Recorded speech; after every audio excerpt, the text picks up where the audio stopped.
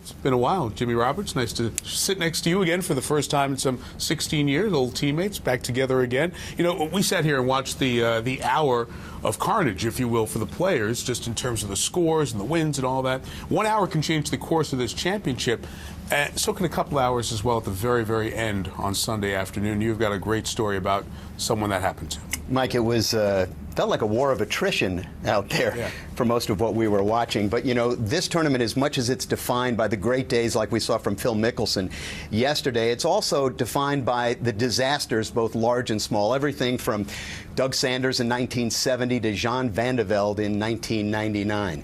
Winning a major championship can change your life, but losing one can do the same thing. The prodigy. Today it's one man. Just yesterday, it seems, it was someone else. Once, it was Bobby Clampett. He's a really dedicated young man. We haven't seen the last of him. Everybody had the highest expectations that he was going to be the next one to dominate the professional sport. Twice, Clampett was National College Player of the Year. At the 1982 U.S. Open, only two people beat him, Tom Watson and Jack Nicklaus. Clampett was 22. It was a time when being that good, that young, was outrageous. Did you ever think that you were going to win major championships? Oh, absolutely, yeah. Did you expect that you would? Absolutely, yeah, and was surprised I didn't. I felt like I was on a road to greatness, but that road got interrupted. Interrupted here at Troon.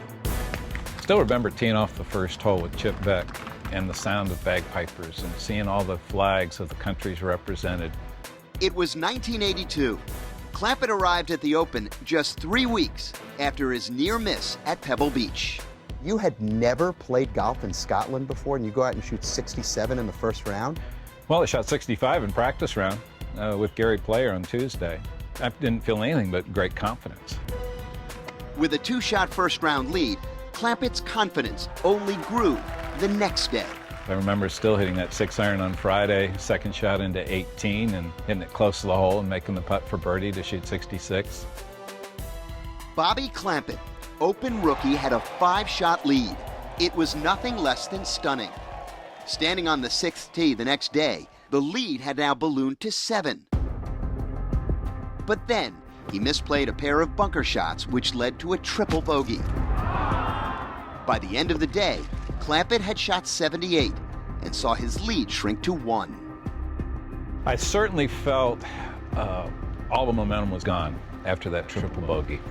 It did take a lot of wind out of my sails. A 77 on Sunday completed the collapse. Tom Watson collected the claret jug for the 4th time, and Bobby Clampett was left to wonder. I started to question that maybe I need to change something. So he did, in countless ways, until he was hopelessly confused. There was one win the following year, but that was it. If I had told you that Bobby Clampett was going to win exactly 1 time on the PGA Tour, back then, would you have been surprised? I would have said no way. You know, I would have thought that Bobby would have been a guy that would have won 8 to 10 times, you know, and compete in other major championships. Come on, Bill. Activate that workhorse. There you go. Stay on those heels. It is 34 years later, and Clampett has found a new passion. His own searching and 2 decades of watching swings as a broadcaster sparked an epiphany. He believes he's found the answer, and he is consumed with sharing it. The answer is golf is a game of impact. It's not a game of swing style. Push. He is happy and fulfilled helping others, but he knows things could have been different. There you go. How often through the years have you thought about Troon? Quite a bit. It was a real turning point.